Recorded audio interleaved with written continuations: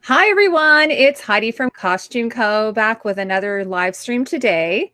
And I'm so excited because I have an amazing guest on here today. Her name is Sheila Echols-Smesny. Hopefully, am I saying that correctly? Yes, you are. Oh, good. I know we talked about this before. So, anyway, Sheila's my guest, and I've been really wanting to have you on. She's an amazing cosplayer. She has her own blog that she talks about all kinds of fun things that I enjoy, like wine and crafting. So, hi, Sheila. How are you? Good, thank you. How are you? Thanks for having me on, by the way. I'm so happy to have you. And you're in Houston, Texas. Yes, yes, Houston. So how's the It weather is down very there? hot. It's very I was going to hot. ask you. Hot today. Yeah. Very. So, but I think we're in the same time zone. No, you're 1 hour behind me, I believe. I am. I am. It's about 5 o'clock here. Great. So, now I had Kristen on before. We were just chatting that Kristen just through the channels, through the Outlander group, and she's also in the Ray group, I believe, on Facebook. She runs the Ray group from Star Wars, which you all have done that as well. So, and we were just also talking about what a great community the cosplay community is, and how it's very you kind of get to know people really well just through social media, but also meeting them at all the different events. Oh yes. Yeah, I've got friends all over the country now, and it's really cool to see them at least once a year. That's awesome. So why don't you just tell us a little bit about yourself and how you got into cosplay? Okay. So I got into costuming or cosplay in about 2014, late 2014, early 2015, and that's when I learned how to sew. So I really took it off from there. Before then, it was me getting excited about Halloween every year, and I would make everything with a hot glue gun. So I learned how to sew, and it really took off. So I was able to do more Doctor Who and Game of Thrones. My first big convention that we went to was Dragon Con in 2014, and I had to have things commissioned because I didn't know how to sew then. So it's been a lot of fun.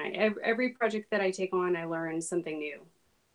Wow. So you've so it was really just since like 2014 that you went to your first event? 2013, I think, was my first one, and I had purchased things from eBay and Etsy and hot glued things, but really didn't start to take it seriously and, well, for fun until 2014 and on. So it's been a lot of fun. How many costumes do you think that you've made in total? I know not just for yourself, but you've made them for other Oh, people. 30 maybe. Mine, my husband, my niece, costumes that I've worked on with friends. And where do you put them all? I have a closet now. It used to be a guest bedroom, and I've gutted the guest bedroom, and now it's kind of my craft room. I have a little couch over here for when my mom comes to visit. We have another guest bedroom, but it's been completely taken over by costumes and supplies and craft supplies. And I do most of the sewing downstairs in my dining room, but all of my craft stuff is in the room that I'm in right now. And it's the closet's pretty full. You don't want to see that. I think I saw a picture of your sewing space. Is it like a super station that you have? Oh yeah, It looks like it unfolds sort of. It sort of right. with It's lots the of little scrap box, compartments. so it kind of opens up into different leaves, and I keep it open during this time when I'm really, really busy with sewing stuff. But otherwise, it looks like an armoire when it's closed, and so this room is still a functional guest bedroom. But then during times like right now, I have stuff everywhere, so it's open and yeah. That's awesome. I just wanted to say hi to a few people in the chat. We've got some people here already. So Aaron's here. He's from, my moderator. I was mentioning to you. We've got Tatiana. Hello. So Aaron and Tatiana are like my oldest viewers. They've been with me since the channel started like 2 years ago. And they're both sort of aspiring costumer type people. So Aaron, he creates a lot of his own costumes. And then Tatiana, she does these beautiful costume designs. Like she sort of rips off of Game of Thrones and other series with her designs. And we got Golf Princess is here. You do it. Hi, Jasmine. Jasmine's here. Herman Bum's mom. So we got a good little group starting off. So now by trade, we were chatting. You're a cartographer. Do you want to tell everyone what that means? I have a geology bachelor degree and I have an MBA. So I work in oil and gas here in Houston, and I make maps. So I just make maps all the Yeah. time, and I I had organize data.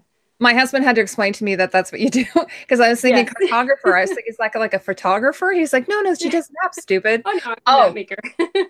that's very cool. And of course, Houston's not just oil and gas, but they're like my husband was telling me that they're like sort of the mecca of technology. Tech and a big med center here as Oh, well. really? Okay. Mhm. A lot But of it's very cancer. hot. Yes. Yeah, the economy is pretty good. So now you've got some really exciting events coming up that you're going to be going to. Did you want to tell me a little bit about that? Yes. In 3 weeks, we're going to be going to Dragon Con in Atlanta, and we're bringing, I think, 6 costumes per person. So myself, my husband, my niece, and we have like large suitcases and a lot of costumes that we're bringing. So I am down to one more costume to finish before that. And Now, is that the one behind you? yes, that's Dandy Captain Hook without the frock. I have to make the frock and put as many sparkles and lace and ridiculous things on it and buttons That's as awesome. possible in the Yeah. next 2 weeks. And we're going to get to some really great pictures. I've got like you're basically, I sort of made your portfolio. Although I didn't dig that deep. So I'm like, I know there's a bunch of stuff I missed. So, you know, if we don't get through everything, we'll have to have you on again another time. That's okay. Yeah. And I'm dying to see what the coat's going to look like, because I saw your sort of inspiration behind that. The one from the ROM, or sorry, from the Met. That's that right. red coat Yeah. from the Met is stunning. Like something like Captain Hook. It's sort of like a female Captain Hook, right? Right. That's what I was going for. Mm-hmm. And I killed some curtains in the process. So we just switched out some curtains in the dining room because I wanted that fabric. You know, it's so funny. Years ago, when I was working in theater, I used to use curtain fabric all the time for costumes, and I'd have people saying, "Isn't this curtain fabric?" Like, I had a friend of mine, and he'd gone out and bought all this fabric, like boxes and boxes of it, and it was all curtain fabric, and he had given it to me. And I was doing this show, and I was like, "Well, I'm going to use all this curtain fabric because it's free." And the girl who was working with me, she kept complaining because it's curtain fabric, and I'm like, "Just shut up! Like, we're just, you know, like no one's going to know."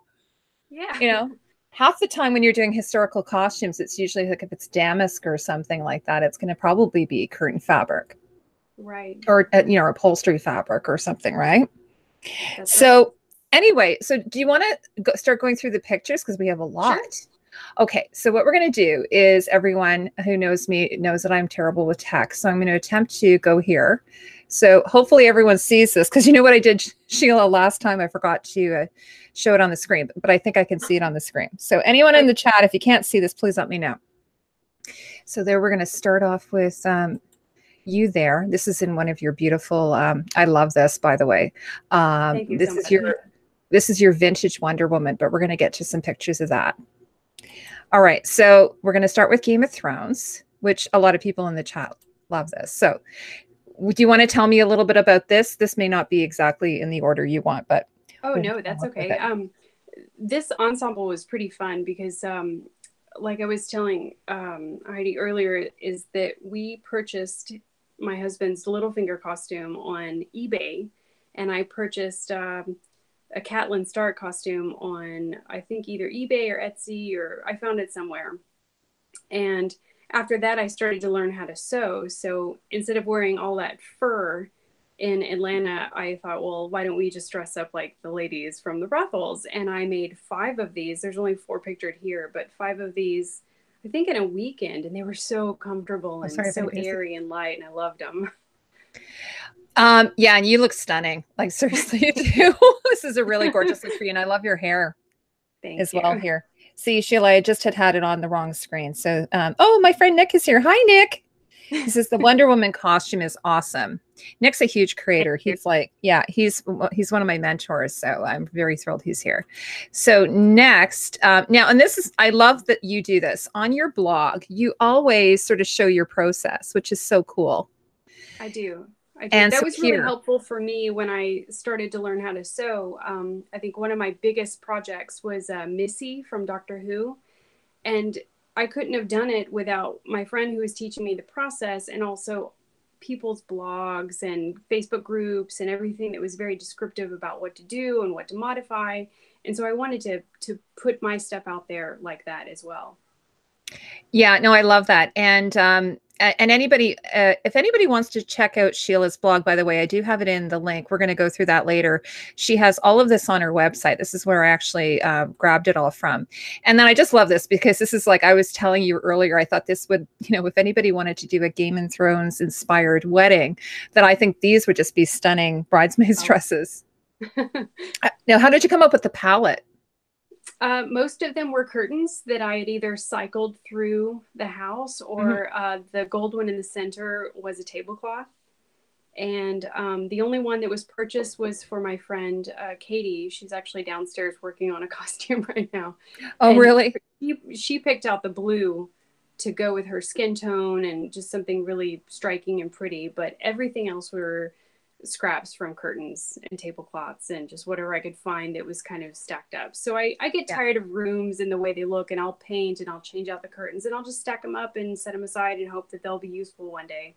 Yeah, it's really great. Cool to put all of these together without spending much money or any. It's really great, you know, upcycling or repurposing. It's a good way to recycle.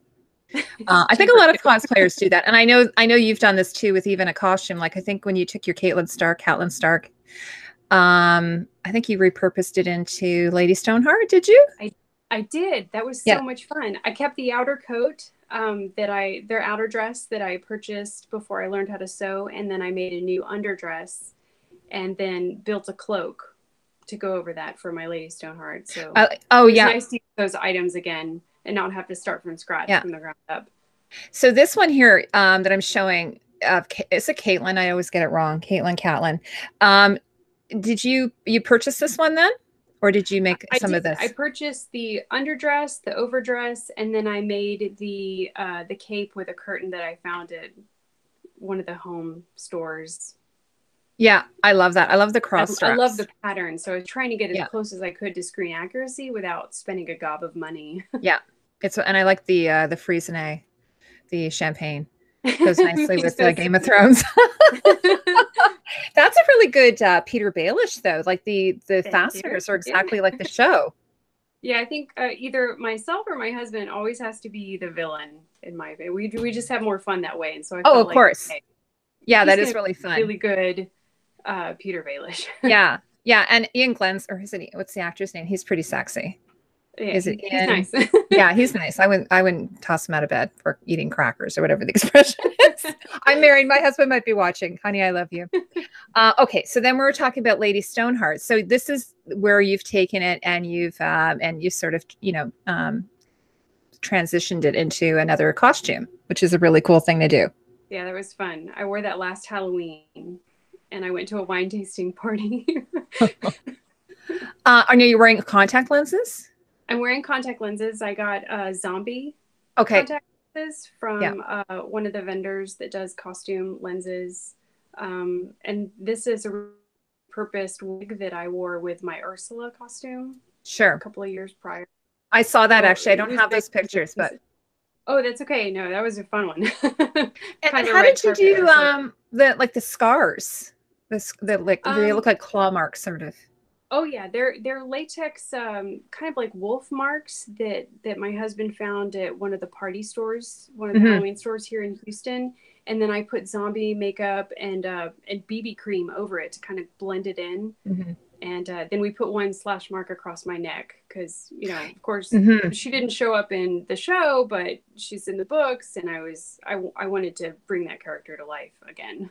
Yeah, there was a big disappointment, the fact that she didn't make an appearance in the show. I don't know. I'm not really, I guess it's too late now. I don't think it's going to happen. I don't think it's going to happen either. You know what? Costume now. Yeah. You know what I love though is that you have all these different shades of blues and grays together. It's really nice. Like in this picture, you can really see it. Thank you. That was fun. I did the green was her original overdress that she wore in first season, but then I went with a Tully blue for her underdress and then dark gray for her cape. So I was trying to bring in the families and make it as true to the books as I could get. Yeah. So the Tully blue from the sigil of the Yeah, it's beautiful. Tatiana says, "Lady Stoneheart." She's a huge fan of Game of Thrones. Thank Okay, you. okay, everyone's gonna freak out when they see this picture of you, by the way. So next we're going to Outlander. Now, have you seen all? But speaking of Game of Thrones, have you seen all up to season 7? Yes. You have. Yes. Okay. So, any more plans for any more Game of Thrones costumes?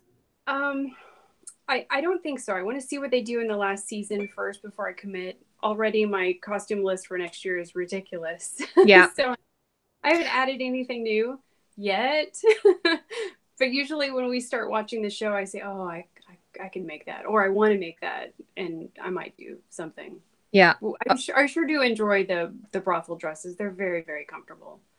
Oh yeah, for sure. I love those. And you can wear them again. Worn Lady Stoneheart to a convention, so if I do anything from Game of Thrones in the future at a convention, it might be Lady Stoneheart, because that was a lot of fun to wear, and I've only worn it once. Yeah, you will get some use out of that. Absolutely. Okay, so we'll go into Outlander next. Is that okay? Yes. All right. So here, this of course is Claire, her like going through the stones look. Yes. You know, now where did you get the shawl? Did you get it from two crazy cats? What's wrong with me? Before I met them, her in the Facebook group, I ordered this from a vendor on Etsy, and it was their kind of Outlander inspiration shawl that they were selling. It wasn't very expensive. I think I paid $10-15 for it, and then I built the rest of the costume around that. So I found a vintage pattern to make. Sure. Yeah, because I should be wearing it today, but I have my I got from Jennifer. I got a shawl from her, and I think it's the whiskey and tea. Is that the one? Yeah, nice. It's beautiful. I'd be wearing it now, but it's really hot in Toronto today. So, but I will be wearing it in the fall. So yeah, so you've made the dress, the white dress that she's wearing. It's got sort of a key. What do you call that? A key neckline. The keyhole neckline. Yeah. And then I've got a picture here of you working on the pattern. And so it looks like you took a vintage pattern and adapted it. I did. I bought a pattern, the only one that I could find that was as close to that dress as possible. And it was a size too small. So when I cut the fabric, I just added inches. I didn't know how else to make that happen, but it fit. It fit. It looks awesome. And then there's a picture of it on the mannequin. It's a very simple dress. Like I'd read Terry, she had a lot of problems with this because it it has to look like a nightgown after she goes through the stones, right? So they think that she's in her underwear, I should say. So she said she had quite a bit of a challenge there coming up with it, but I think it really works what she did with. And then here it is with the brown belt, which I love. I love that skinny brown belt and the shoes. And where'd you get the shoes from? I found the shoes on Amazon. They were a pretty cheap find.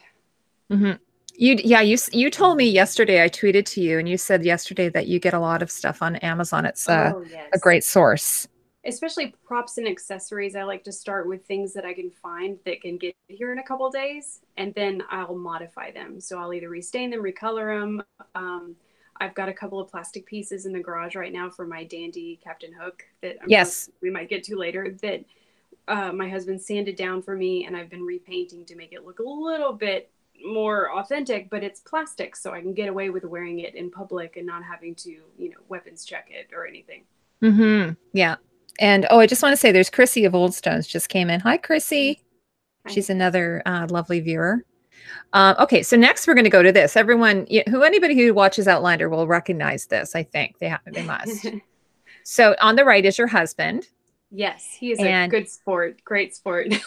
Yeah. Now I was going to ask you about that because, one of the things we were talking about, so I do my YouTube channel on the weekends and evenings. You do cosplay, in your spare time. Is he supportive of you? Absolutely. Yes. Yeah. And he doesn't know how to sew, but he does hand sewing. So I'll run things through the machine, and I'll, like the jacket that you see on the right, the frock and the waistcoat, I handed to him, and I said, "Here, please sew these buttons on me." That's amazing. For me. Yeah, he's been really helpful in that regard. Now I've got a better picture of you. Who's in the top picture with you there? There's a girl. Did you do that? One of my coworkers. Oh, it is. Oh yeah. Did she do the costume herself, or did you help her? I made that one actually. You did. That's one of mine, and she and I are close enough in size that I could throw those pieces on her. The petticoat fit her like a dream, and the shirt was really easy to put on her. And I gave her the sash that she's wearing because that's her family's tartan. So I bought an old tartan skirt that I seam ripped and just made fabric out of it. And I gave her the sash and I kept the stomacher for myself. But everything that she's wearing, I made. Yeah, it's beautiful. And she just joined us for Ren Fest here in Houston. Now, Tatiana says, Black Jack Randall. Yes, Captain Black Jack Randall. Your husband's playing the bad guy. He is the bad guy. And Golf He's a really Princess. nice guy. He's really not a jerk, I promise. Golf Princess says the husband is a cutie patootie. Thank you. Hopefully he's not going to be embarrassed. He's watching, everybody. Okay? Is he? So be careful with the comments. You might see them. But that's a nice thing to say, I think. I'm sure you don't mind. And then here's a good shot of him. You got a couple of... Now, I was going to ask you as well. Now, after you guys get dressed up, you always seem to have great pictures. So do you... I notice sometimes you have credits for photographers. Do you tend to hire a photographer? How does that all work? I've never hired a photographer. The only photo shoots I participated in have been with larger ensembles that, get the whole group. But otherwise, the pictures that you see on my blog are taken by me or my husband or my niece with my iPhone or my, we have a Canon that we use. I'm sorry, not a Canon, Nikon. Is that like the one that you're holding on your blog? There's a picture of you holding a camera. Yes. Yeah, because they're always such great pictures. Thank you. They are. I mean, I think you do a lot of exteriors, which always gives good light, right? The lighting is much better than the interior of my house, which is all usually warm colors, and it mutes things. So it's nice. And then I have a couple of friends who are photographers who have just kind of taken photos as we're walking by in the convention, and that's nice too. So those are the ones that have been credited. Oh, okay. And then here you are as Claire. Everyone should recognize you as Claire. And you've got a lot of elements going on here. Like you've got the cape and the tutu and the bodice and the skirt, and you probably have all the underpinnings. So you want to tell me about this one a bit? Yes, the cape, I went with a wool crepe since I live in Houston and it's ridiculously hot, probably 320 days a year. We went to the Ren Fest and it was a little chilly in the morning, but it heated up so fast. And so I wanted something that was going to be lighter. I didn't go with a true, full heavyweight wool. And the tartan that is for the liner, I only purchased 1 meter of it from the vendor in Scotland. So you can see on the left side of the screen that there's just that one strip that shows in the front and on the hood, but everything else used to be a bed skirt. Oh, okay. So you didn't fully line it then. You just did like a facing? Yeah, I lined the whole thing, but I only put the tartan in the front that would be shown, in the wind. And I don't mind that there's a little bit of other material showing kind of by my skirt underneath where my hand is. That's fine. You know what, honestly, I didn't even notice it until you pointed it out. Yeah. And my sister's here. My sister Connie's here. Hi, Connie. My sister's she's a big sewer as well. So she's, I'm so glad you came. She just like you. She also does a lot of decor stuff. Sheila, like I noticed you do a lot of your own decor. She's very good with that. And then, okay, so then this one, now is this the same outfit, but without the cape and you're wearing the cowl instead? Is that how that's going? It's the same petticoat and the same jacket, different stomacher and without the cowl. And where'd you get the cowl from? You didn't make that, did you? I ordered it from the same vendor on Etsy that I ordered that Through the Stones shawl from. Okay. Yeah. So, and before you knew Sandra. That's right. Yeah. Okay. Or Nipsey Blonde or whatever. Yeah. This was my first Claire costume that I made a couple of years ago. So it was before I met any of the really, really good artists. Yeah. If anybody's wondering what we're talking about, Sheila belongs to a group called Outlander Inspired Costumes, which they were kindly allowed me in. And there are a couple of vendors there that do like authentic, Outlander reproductions, including one of them who actually worked on the show. So she does incredible work. And you know that Elizabeth is in the group, the one who did all the embroidery or a lot of the embroidery. Did you know that? I didn't know that. Liz Bolton. Yeah, I found her and then I was like, oh my God, she's in the group. Very So cool. she did all the embroidery on the wedding gown. Wow. Yeah, she's like a master Beautiful. embroiderer from Ireland or Scotland, I should say. She's Scottish. Okay, so next, this is the piece de resistance. My sister's going to die when she sees this. My sister's a huge Outlander fan. She's read all the books. So tell me about this. So this one I purchased from another dressmaker in the Outlander Facebook group that we were talking about. Mm-hmm. But everything that's underneath I made. So I made the panniers, I made the petticoat for more structure, the stays, the shoes. I don't know if you have a picture of the shoes. Oh, here, let me go ahead here. I think I've got you poking them. Okay. Oh, maybe Yep, not. there's Here, a little bit of here they are poking out. Yeah. There you go. So I made the shoes, and that was actually a bigger challenge than what I thought the dress was going to be. So I purchased the dress, and then I made all the difficult things. Yeah, I saw pictures of, I don't know if it was your process. Maybe did you put those up in the group? That looked crazy because it's got all those little rhinestone buckles, right? Yes. Yeah. I found the rhinestone buckles on Amazon. I started out with some that were a little too small. And when they came in the mail, I said, I can't sew that tiny. So I ordered the larger ones. And I think these are larger than what was used on the show, but I was totally fine with it. Yeah, you can't. I don't think I would have known that. They look pretty. It looks pretty good to me. I'll just go back so everyone can see the full head to toe, though, of you. Now, one thing I noticed is the neckline's not as low. It isn't. I'm a bit more chesty than the actress who plays Claire, so I needed to tone it down. I didn't go as low. 30 Days says that those shoes look painful. They actually weren't painful at all. They were pretty comfortable. Yeah, I think, I mean, how big was the heel? It was a kitten heel, so maybe 2 inches. I didn't want to go too high because then it would be difficult to walk with all of those layers, and it wouldn't be true to the show. So I bought a kitten heel, and then I added wine corks around the base of my heels to make them more French looking. And so they're not perfect, but they're mine. Yeah. And I'm very happy with them. Now, what's the dress made out of? Is it silk? Oh, sorry, Sheila. I'm sorry? What's the dress made out of? Is it silk? I think it's a silk or a faux silk. Okay. It looks like it's got a bit of a texture. It does. And it has just a slight sheen, but it's not very slippery. It's really good. It's surprisingly comfortable. It's gorgeous. Thank you. And what about, now I wish I had a close-up of your earrings. Where'd you get those? The earrings I found from a vendor on Etsy out of France. So they did come from France, but they are costume earrings.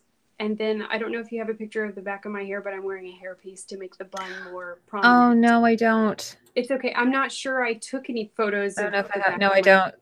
That's too bad. That's all right. I can share some later. Okay. Okay. So next, I'm probably, here, I'm out of order here, but I think this is actually the construction of the costume that we saw just previously, like the bodice and the I don't know why this is out of order. Sorry. What is this thing called in the center? The jacket, the bodice, the stomacher. Stomacher, yes. So this is a picture of you. Now, who's the woman who does these period patterns? Or what's the company? JP Ryan. Yeah, JP Ryan. Yeah. So this is where you got those from, right? Right. And it's the same pattern company that I've ordered all of the items for my husband's Jack Randall costume. And so it's great patterns, really good. I really love the stomacher fabric, that really pretty embroidered fabric that you see there on the bottom right. Where'd you get that from? That is the upholstery fabric that I found on sale. Yeah, it's beautiful. And then of course there it is all sort of put together. So you're sort of constructing it here and then just sort of showing it. But I guess you would have, you ended up, what did you do? Did you do loops or for the lacing? What did you end up doing? I ended up doing eyelets, even though they're not, historically accurate. They were easier for me to do. Sure. And so I did eyelets, and I think maybe later I might go in and sew threading around the eyelets to make it look more authentic. But for now, I'm okay with it. They're very dull brass. They don't stand out too much. Yeah, exactly. I notice a lot of them, just like, zooming in on some of these shows, I notice that they do that, which I think is a really good idea. So if anybody in the chat doesn't know what we're talking about, what they do is they'll use like metal grommets, like little rings, and then they'll just actually go in and do like almost like a little buttonhole stitch around it so that it looks like it's hand worked as opposed to yeah, no, I think that's really stunning. Oh, Golf Princess says, does Sheila do her own hair too? And what's the answer to that? I do. Thank you. Well, you have My gorgeous hair, so that really, that helps. I have a really good foundation from always just tinkering with my hair. And then, but you do sometimes wear hair pieces or little falls of some kind as well? I do. I actually have naturally curly hair, and I've been straightening it for the past couple of years. So naturally curly hair gets very thin when it's been straightened. And so I have to have more bulk. And so I have a hair piece that's kind of a ponytail piece. And then some of my other costumes are just straight wigs. Yes. Now this next one here, I don't think I have a front picture of you in it, but this is also, what season is this from? This one is just an inspired piece that I call Cross Creek. So this is what I think she would maybe have worn when she was at Jacosta's plantation from the next season that's about to come out. Sure. And so the jacket that you're seeing with that beautiful fabric I've got a picture was my duvet cover on my bed that my dogs chewed up. It's amazing. I had to kind of upcycle it somehow, and I loved it so much, and I was so upset when it happened that I just set it aside, and then this came up, and I decided to make it into some 18th century pieces. Yeah, and what is it? Is it like a cotton or like a linen? Cotton? Oh, it's just linen, beautiful. Which was really, really nice for being in warmer weather. And the pictures that you showed in the prior slide was when my husband and I went on vacation in North Carolina. So we were actually up in the mountains, but for me to wear it here in Houston, the linen is bliss. It's just beautiful. So yeah, so on the left here is the fabric before you cut it. Right. And then you can see the little blue kind of the circle up in the corner shows where the dogs chewed through it. One of the, I don't know who did it, but one of them did it, and it was right in the center, and it was there was no way I was gonna. And then of course, is that a girl dog or a boy dog? He's on the fabric Ginger. again. Yeah, I think she was the one that did it. She loves stuffed things. I think she was trying to get to the stuffing. Yeah. Now, one of the things that's such a curious costume piece that I'm always really amazed at are the pockets. So if anybody's watching this and they almost look like, hot mitts, that you use for taking something out of the oven. You know what I mean? So if anybody doesn't know what the thing on the bottom right is, they're called pockets. Is that correct, Sheila?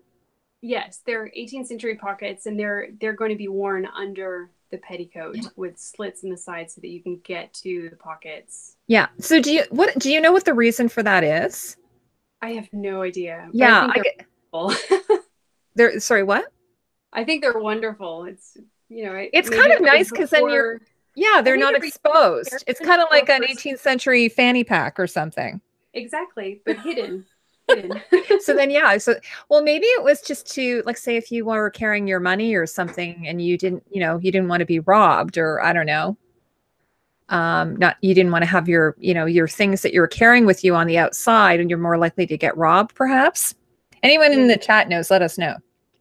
Yeah, and I think in one of the books, Claire carried Jamie's mother's pearls in her pockets at some point, kind of hidden in a way.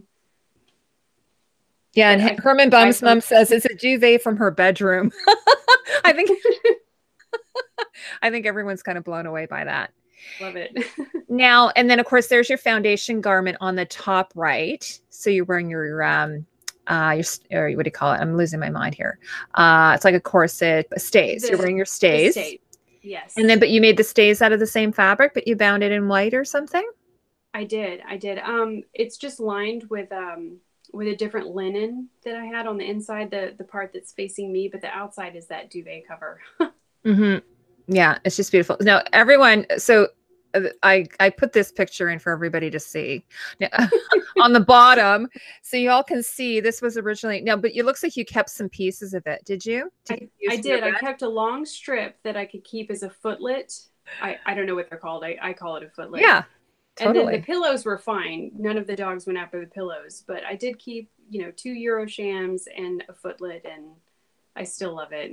That's awesome. And then you also took a bit of extra and put it on the hat and made a little like reticule or a little purse from that. So it's like you were able to use up all the little bits. It's so great. I did. I think I have maybe a square foot left, and I don't know what to do with it, but I can't bring myself to throw it away. Mm-hmm. Well, you could do a pillow, like a throw pillow on one side with that fabric, and then maybe a contrasting fabric on the other side. That's true. Yeah. To have on your bed, but it looks like you've got lots of pillows on your bed. And what I love is the 3 dogs, your babies. My babies. Yes. They like that. So hopefully they won't be cutting any more holes in there. I hope not.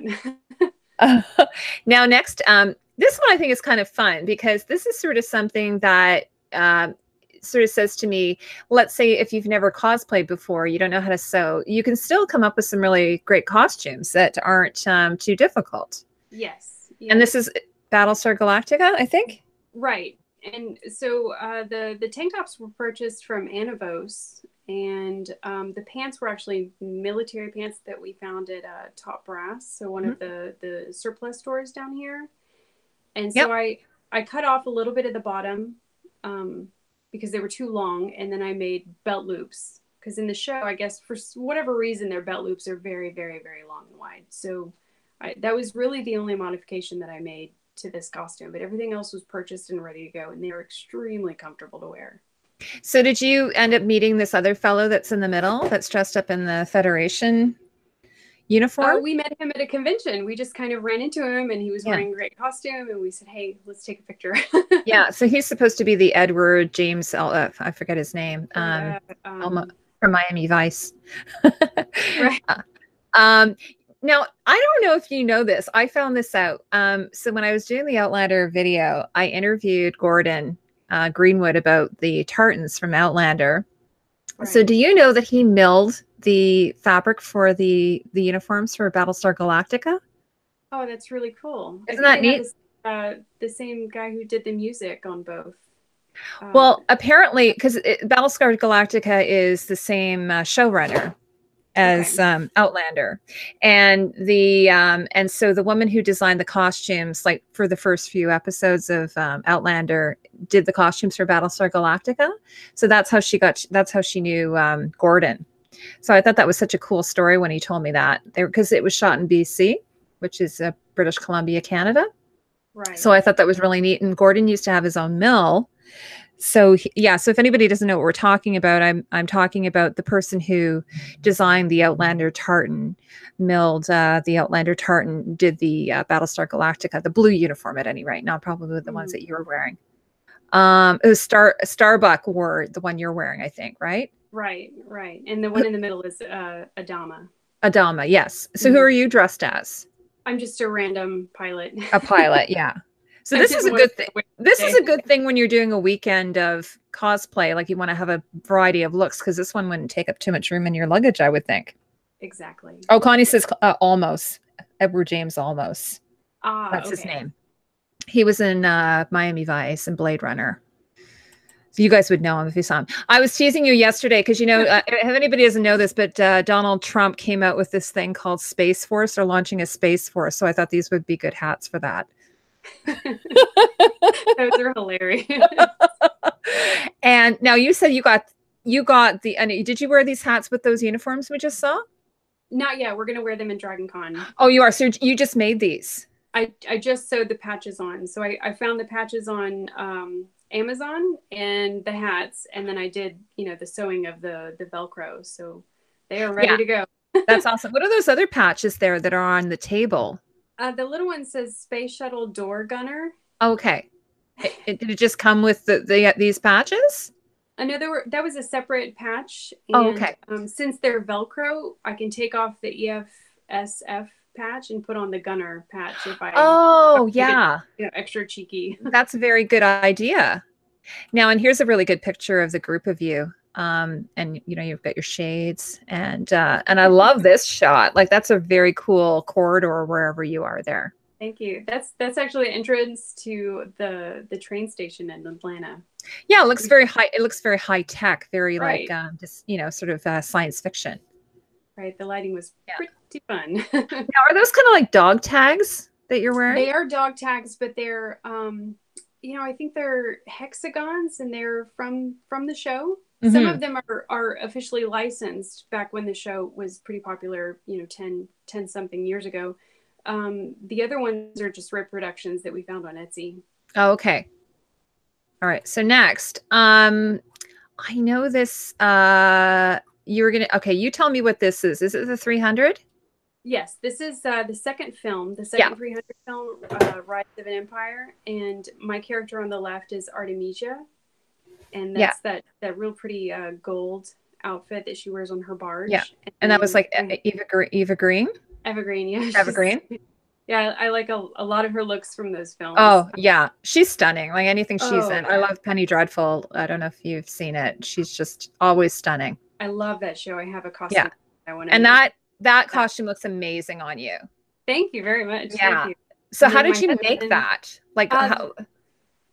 The gold piece that's underneath is a corset that I extended, kind of like hers is in the film, and then the dark gold that you see is a stretchy fabric that's both black and gold, and I made it like a sari, like an Indian sari. Yeah, because it kind of looks like a liquid metal. It does. I was trying to duplicate what she had in the film, and I think I got pretty close. Yeah. Now, what about your hair there? Are you wearing a piece there? Definitely a wig. Yes. Oh, it is a wig. Okay. I hair that straight if I tried. Yeah. It's a nice color too. It's sort of not quite black, just a very dark. And then your husband I love his costume too. Thank you. He's wearing one of the outfits that Themistocles wore in the second film, not during a battle scene, but when they were, I guess, in their apartments or, you know, talking about upcoming events. And so that one didn't have a whole lot of screen time, but it was really comfortable for him to wear and easy for me to make. Some of those pieces were purchased from museum replicas, and then I made the I guess the cape shawl, whatever it is, and then the shirt, and then I made his boot covers. Yeah, I love those. So they kind of look like is there a bottom on them, like a sole? They were sandals, sure, and then I covered them in leather, and then I made a separate piece that are kind of like shin guards that you would wear in soccer. Yeah. So those kind of wrap around with grommets and leather string to keep them in place. Yeah, 30 Days says sweet boots he's got on there. Thank you. What shoes are you wearing? Can't see them, unfortunately. I'm wearing sandals. They're just gladiator sandals. Oh, okay. Yeah. Are they high ones, like the ones that go up to your knees? Or just no, they're just ankle. Okay, guys. So everyone's going to flip out when they see this one. All right. I love Sheila, I just found this template, but I love how this picture of you in the circle looks. I think it's kind of cool, kind of very James Bond or something. All right. So we're going to go into Wonder Woman. Yeah. You guys are going to just love this stuff. I don't know if Nick is here still because he was really getting into your Wonder Woman. Oh, Ina's here. Hello, Ina. She says good morning. So I don't know where she is in the world. Good morning, Ina. It's nice you came by. I don't know if I've missed anybody else, but so tell us a bit about this one here. So this one are the senators in the throne room when they're still on the island of Themyscira. And so I've made several outfits from that film that I loved so much. And these aren't the warriors that you see fighting on the beach. These are the ones that are standing around Steve Trevor when he's, you know, facing the queen. And I really love those because the color and the gold, and they're very striking. And it's a cape. I wanted to wear a cape. Yeah. And it does kind of look like it's got sort of that Grecian inspiration. So it's got that senator type of look to it. But tell me, like, what is, so how did you do the breastplate? The breastplate is foam that I made from a pattern that I found when I'm in another group on Facebook that does the Sisters of Themyscira. Mm-hmm. And these ladies, I want to say their group name is Epoch Echo Cosworks, and they've drafted patterns for the armband that you see, the wrist guards, the corset, and the headpiece. And so I took that corset and I modified it to make it look like the senators rather than the warriors. But I used all of their other patterns, and it was really helpful to use those because it's all foam that you see. Well, so, but if it's foam, how did you get it so that it looks like it's lacquered or, you know? I did the foam and then covered it in Plastidip and then sprayed it in an automotive spray that's for vinyl and fabric, and then covered that in shellac. Oh, okay. And so to get the like the sort of the gold striping, did you have to, how do you do that? Mask that off, or how do you do that with the spray painting? That was a separate piece of 2mm, just very thin foam that I put the detailing on there. It's kind of a geometric detailing that you can't really see. It's about an inch wide. Oh, okay. And then I glued that onto the corset, onto the thicker foam.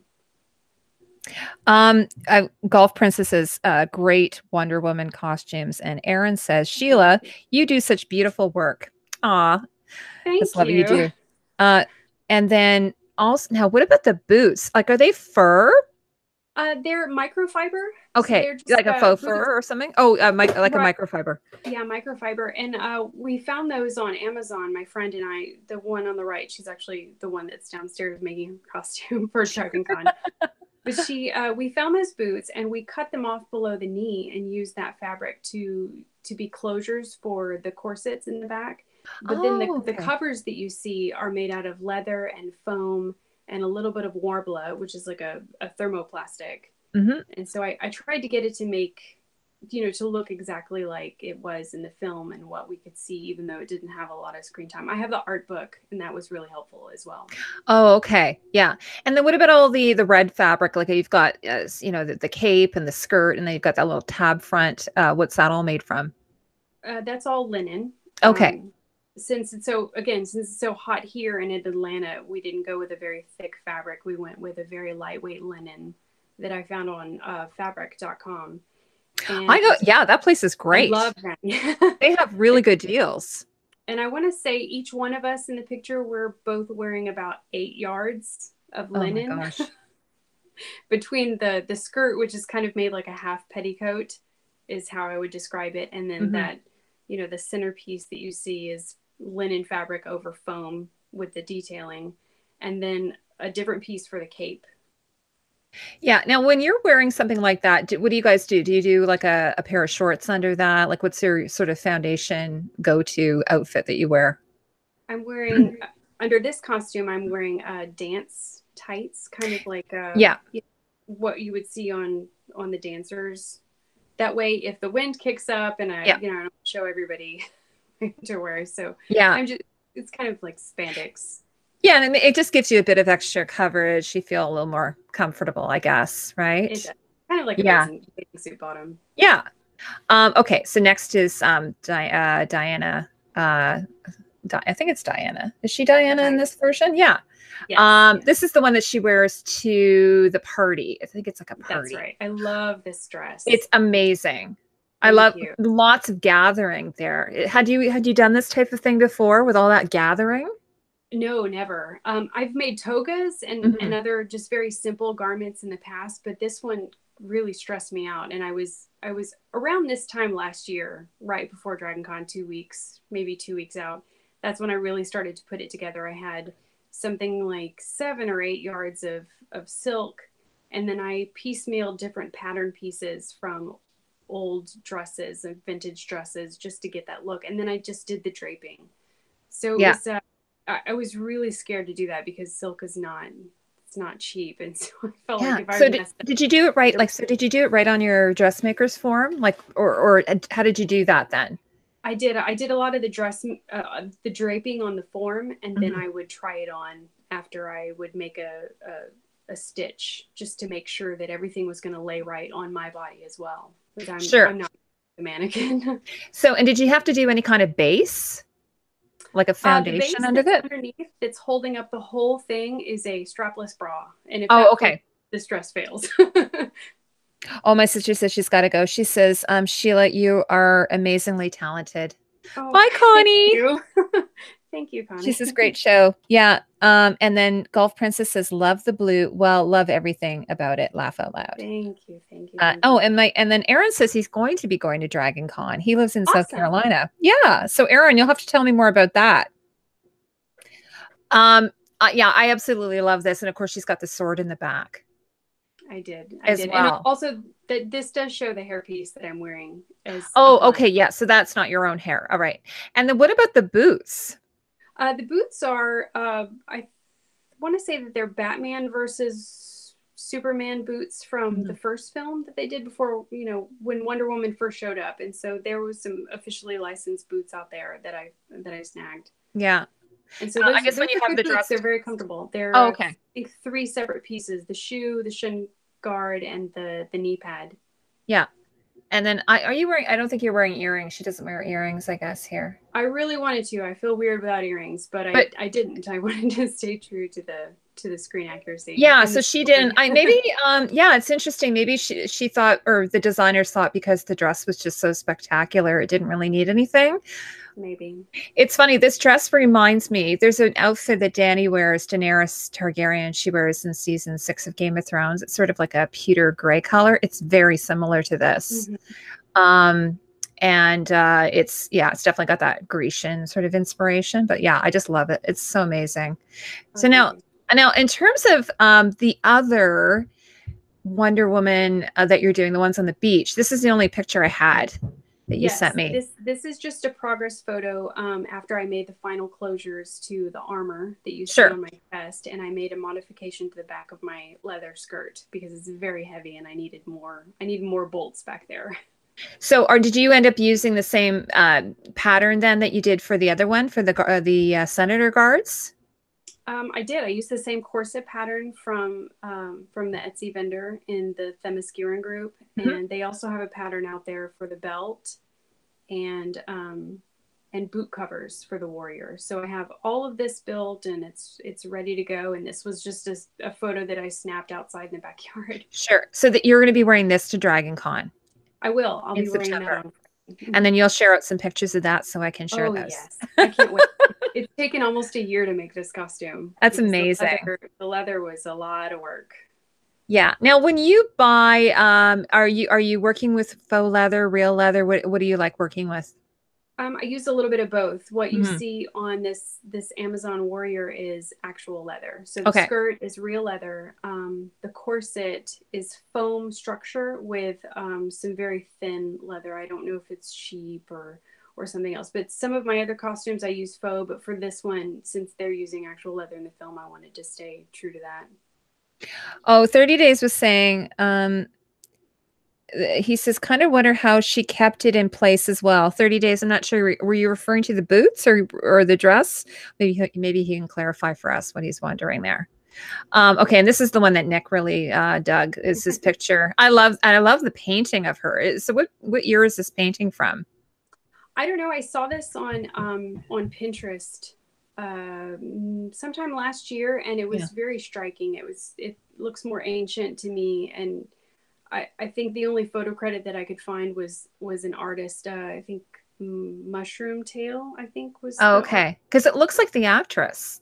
It does. It does. So it's supposed to be. It's someone who did this modern in a sort of a vintage look. I loved it. Yeah, it's amazing.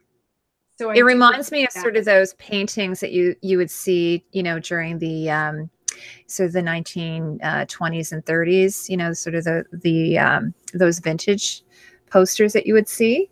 Oh yeah. Yeah, I love it. So then tell me, okay, so I've got a better picture of you here though. So tell me about the costume. So the costume, the base structure is a corset, an actual corset that I didn't make, and the blue dress that you see is a tube of fabric that I just kind of tucked into the top. And I use the same eagle pattern from the ladies who do the Themysciran Amazon stuff. And I bolted that to the top of my corset with I think they're called magic clips. People use them Okay. for quilting. So Oh, okay. yeah, so that's the only That's a thing good holding hack. those in place all the way around is magic clips. That way I can still use the corset for other things, and I do. It's one of my favorite pieces. Oh, so 30 days. He was saying, oh, I guess he was wondering how you kept the sword in the back of your dress, of your blue dress. My husband cut the sword in half, so it doesn't Oh, poke there me you go. anywhere. So it wasn't And I have it practical. tucked into my bra, so it Yeah. stays in place pretty well. Every once in a while, we might have to adjust it, just the angle, but it's Yeah. surprisingly comfortable. Yeah, and I really love the color. I love the colors of like the way the red and that blue kind of contrast each other. And probably depending on the light, it probably looks slightly different. That sort It of does. turquoisey blue. The turquoise kind of flashes a little bit of green depending on Hmm. the light, and then the red shawl kind of flashes orange depending on the light. Yeah. It's a really nice taffeta. I loved working with that fabric. Oh, it's beautiful. Oh, I love taffeta. Thank It has a you. really nice texture. So, and then what about the arm guards and the headpiece? Did you have to make those new, or were you able to take those from the other costume that you had? Those were patterns from the other costumes Okay. and the other pattern makers that I've been using. They've been extremely helpful. Okay. So next, oh, and I included this picture. Do you want to explain what's going on here? Oh, this is so funny. My husband and I were in Big Bend National Park on the far west side of Texas, and we were staying for the weekend. And I brought this costume because I felt like I wanted to get a picture of natural stone behind the costume. So we hiked into a canyon, and I had all of the costume pieces in my backpack, and I was getting dressed as quickly as I could without other hikers stumbling upon some crazy lady putting on a costume. And I had a back mirror just to make sure my wig was straight and Yeah. everything looked okay. And it was definitely a rush job just to get those photos taken. But I will be wearing this at Dragon Con as well. That's awesome. So is that what you usually do when you're wearing a wig? You put some kind of type of headband on under I your do. wig? Yeah. So then you can Wig pin it in? grip. I think the name is wig grip, and it keeps it from slipping. Yeah. Now, where do you buy? I know Natasha told me she has a couple of suppliers she really likes, but where do you like to get your wigs from? I go to a store in Houston because I have very pale skin and dark hair, and I want to make sure that I'm buying the right color for me. So I go in and I try on different wigs and the different colors to make sure I'm getting the right fit. Yeah, it's hard. Wigs are a hard thing to buy online, I think, Very, like you said, because of the sizing. I have a really big head. I have the same thing. I can't get away sometimes with the average wig that you would just find online. Um, okay, so next, it's funny. I saw this when I first saw this picture. I thought this was Outlander, but it's actually Black Sails. Is that right? It is. Because I haven't seen Black Sails. So my good friend Justin, who's also a creator, he loves this show, and I'm like, I have to catch it. What do you think of the show? I love it. It's a really good show. I'm sad that it's over now, but I made this costume from, I want to say, the first or second season. This is Miranda Barlow, and So it looks like it's the same time period as Outlander, like it's roughly. a little bit earlier, so very early 18th century. Oh, okay. And so this takes place 20 something years before the events of Treasure Island, and that's Sure. the buildup of Black Sails. So I was able to find a screen used red coat costume for my husband on eBay, and then I made this costume go with it, which is here, which is amazing. I love it. It's so gorgeous. Now, what's your gown made out of? I'll just go back to it. The gown is made out of linen. So the purple that you see is another linen that I found from fabric. And then the blue petticoat is one of my Claire petticoats from season 3. And I was able to work that into this one. So that was nice. So you were able to repurpose that. And I wish I had a picture of your stomacher, because it looks like such a pretty fabric. I don't think I have a picture of it. No. Do you want to tell me what that is? Is it embroidered? The stomacher, I couldn't find something as close to what she was wearing in the show, so I found close-ish. This was a table runner that I purchased from Vintage Etsy, and when it came in, I cut it up immediately. I hope they're not mad. Now, Had you done these pleats before? Like there's a girl who's been posting on the Outlander group. She's been working on pleats on I think it's Claire's gold gown. What are your thoughts on doing these? And how So did you far, tackle them? I really love box pleats. That's what you see around the trim, and I could do those for hours. It's so therapeutic to do box pleats. I know some others hate it. I'm not very good at cartridge pleats. I need to learn how to do that. But these are box pleats, and then the back of my petticoats and my dress are knife pleats. So now what do you do? Do you sit at the machine and pleat it as you go, or do you press ahead, or do you pin ahead? Like, what's your process for that? The trim, I did a pin ahead. Oh, you did? Okay. At jury duty one day, one of those long Oh days. my God. Nothing going on. And I brought fabric with me and I sat there and I box pleated. That's amazing. Now I can't see, but do you like Terry likes to leave the edges rough a lot on hers? Do you do that, or do you finish off the edges, or what I can't tell quite here what you've done. On this one, I used pinking shears Okay. to give a jagged edge around There's the back, everybody. ruffles that you see on my arms, and then around the trim. I used pinking shears because I love pinking shears. It frays a little bit, but it wasn't too bad. Yeah. Now, do you buy them? Like I've seen you can get them in different sort of, you can get them in scalloped, or you can get them in like, zigzag. Like what do you have several sets, or do you just have your one set that you like? I have one, and they were my grandmother's, and I hope that nothing happens to them. I try to sharpen them with aluminum foil every once in a while. They're a little hard to use, but they're still pretty functional. Yeah. Now, okay. Now I love the back, how you did the pleats here. So how did you do that? Those were knife pleats. Okay. And I did the skirt separate from the bodice and then sewed it together. Yeah. That must have been really challenging. Oh, it was. This dress was tricky. I took two of JP Ryan's dresses. So one is the robe a la Francaise. I'm sure I'm not saying that right. And then there's the robe a la Anglaise. And I merged the two. And that was not as easy as I thought it would be. So the front is the front of a French robe. And then the back is the English. Yes. Yeah. So actually it's funny. I had a woman on last week, one of the viewers, and she studies historical costume, and we were talking about the British sack back, or the, French, or robe a la Francaise, or whatever. I get it all confused. So you've sort of combined a couple of them.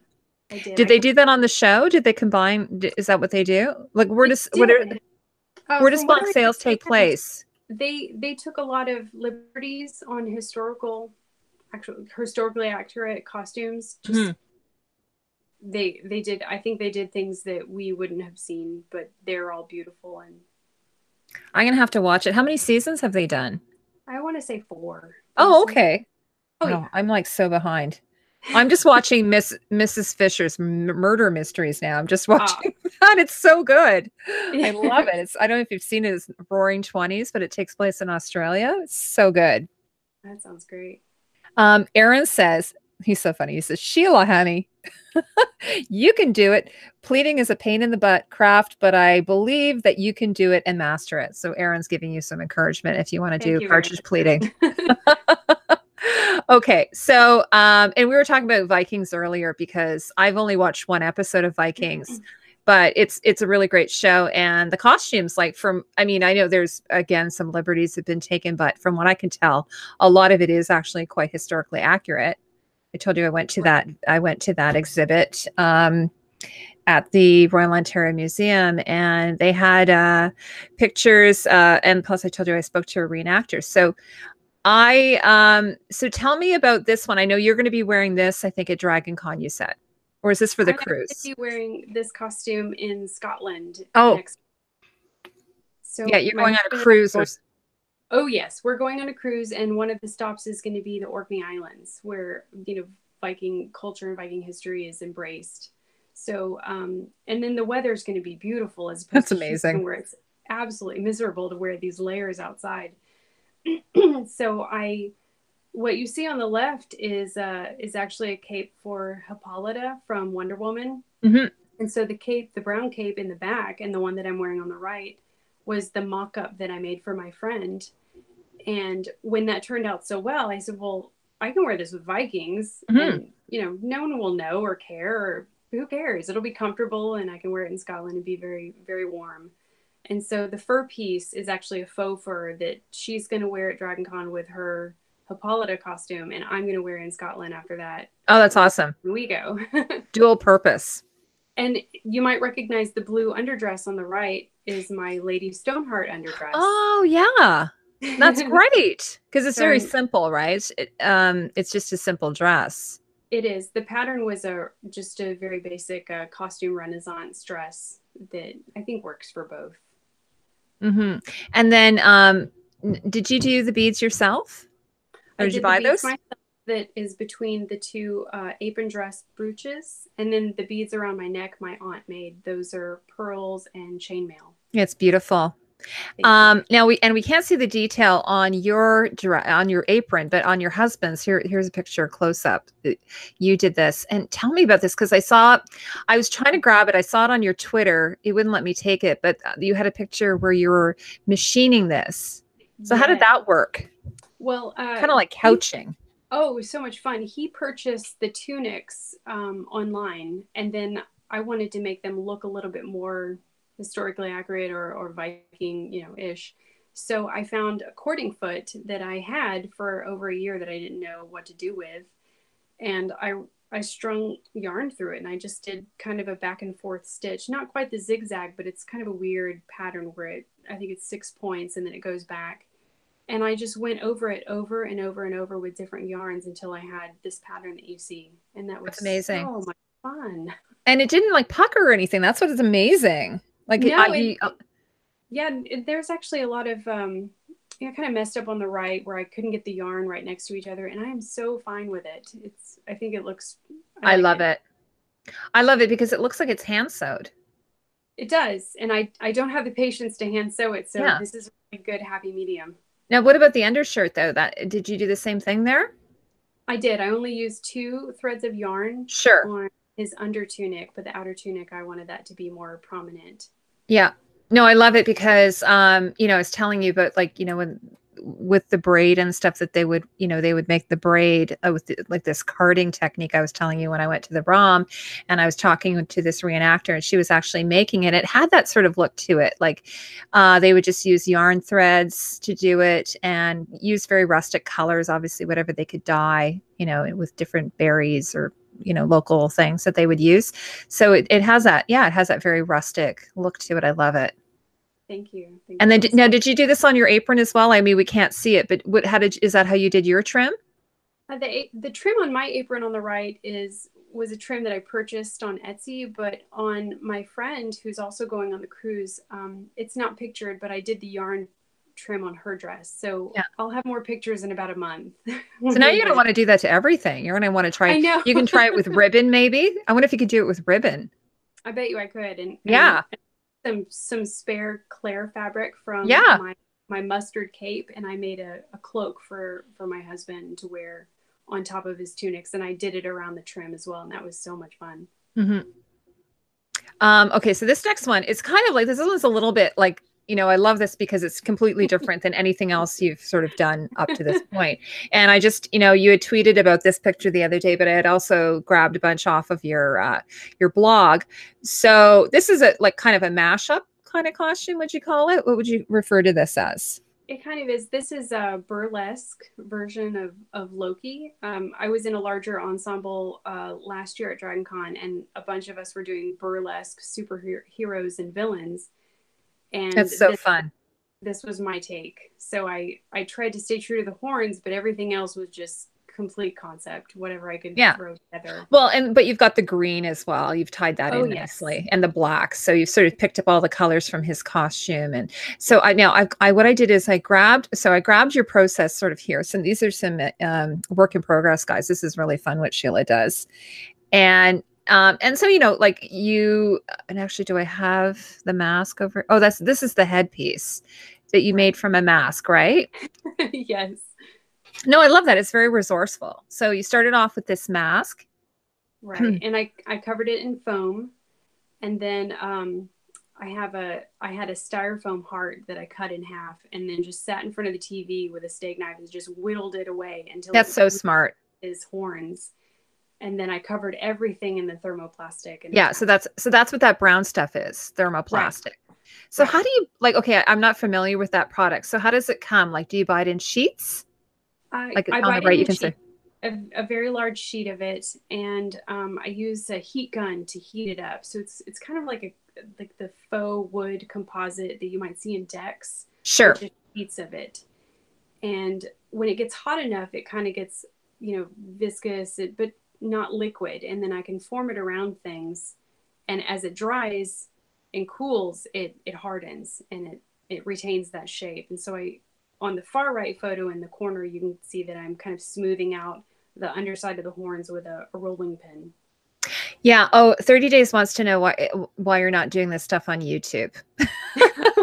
I will actually, I'm going to put some pressure on her about it too. There's a lot of cosplayers. Like, it's funny. My sister the other day, she just posted this one cosplayer who shares all of her tips and tricks on YouTube. It takes a lot of time though, I'm sure too. That would add a lot of extra time for you. But that would be cool if you could share this stuff on YouTube. That would be neat. I'd have to learn about the technology. Okay, so yeah, so you've got sort of the base down here, and then I think I've got the next. I may not have all the pictures, but then this is where we're sort of seeing something Loki like headpiece wise, right. After you've given it a good coating of paint. Oh yes. Oh yeah, Golf Princesses. I know, right? Yeah. So it's very majestic and very. I love it. Now, once you kind of get it all together, this is what I was wondering. How strong is it? It's pretty strong. I've run into a doorway, and surprisingly, a horn didn't pop off. Yeah. So far, so good. I've worn it, I think, 3 times, and I'll wear it again at Dragon Con. For you guys that are going to Dragon Con, we'll be there Thursday night. So come say hi, please. Now I know you were talking about packing, like some of your stuff, obviously you can pack it quite easily. What do you do with these types of pieces that are, more fragile? Do you put like stuff around, like do you pack it with bubble wrap? What do you do? This one's definitely going to be carry-on. So I can fit this into one of the boxes that I've gotten from Amazon, and I'm going to pack peanuts around it and then just have it either in my backpack or, in a carry-on bag that I can stick in the overhead bin so I can watch it at all times. Yeah, no kidding. Yeah. Okay. So next, and then I've got a close-up of the corset. Like this looks like a corset with a busk in the front. Is this a purchased item?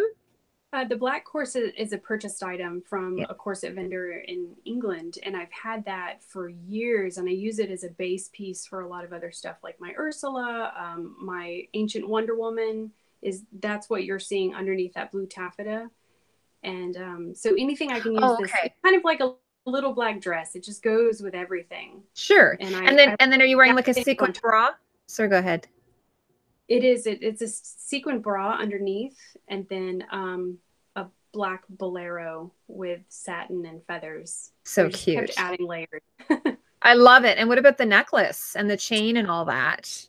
I'll go back to the big picture, guys, so you can see what it looks like. Oh yeah, that's so much fun. The necklace was the part that goes around my neck was a piece that I found on Etsy. It's just a hammered. I think it's a hammered brass it's gold, and then I added the chains. I saw a necklace similar on Pinterest, and I'm not sure where it came from or who to credit, but I was able to copy that look.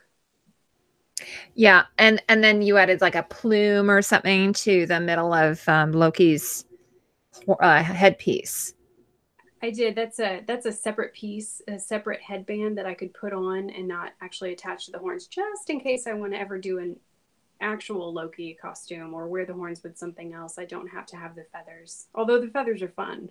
Yeah, absolutely. Okay, so and where are we here now? All right, so finally, I think, so we're at Star Wars.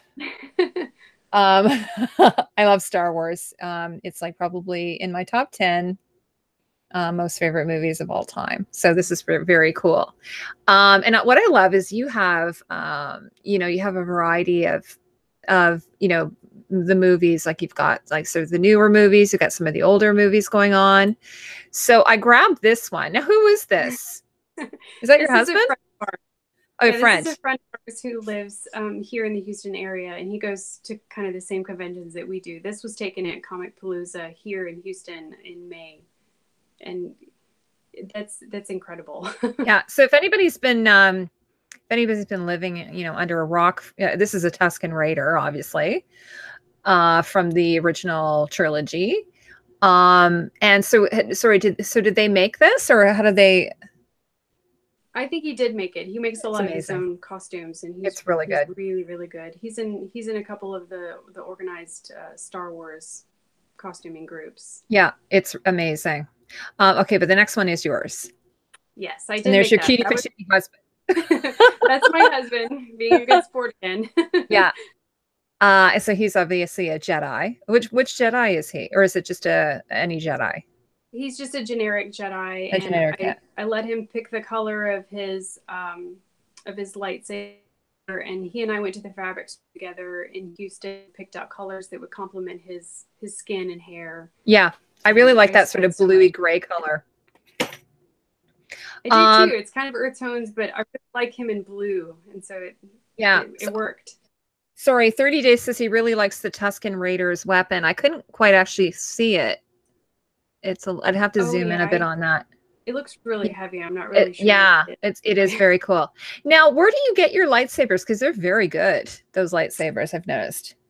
The lightsabers are from AC Lightsabers online. Yeah, and my red one is from a vendor actually in Korea. So I had to wait several weeks for mine to come in, and then my husband bought his online from a different vendor, something a little bit more local and quicker to get here.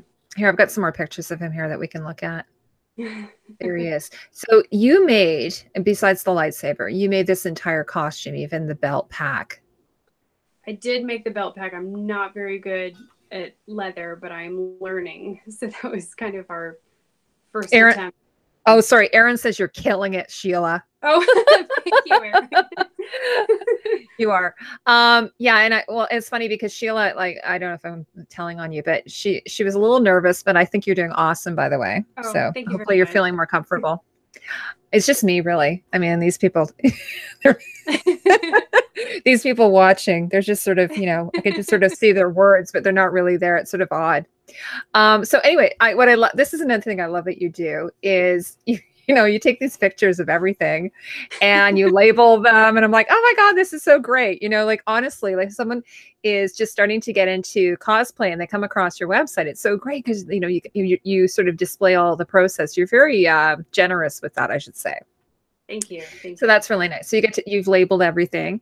And then here is sort of some of the layers that you've got. So you've got, what you call this, a tabby? What did you call that?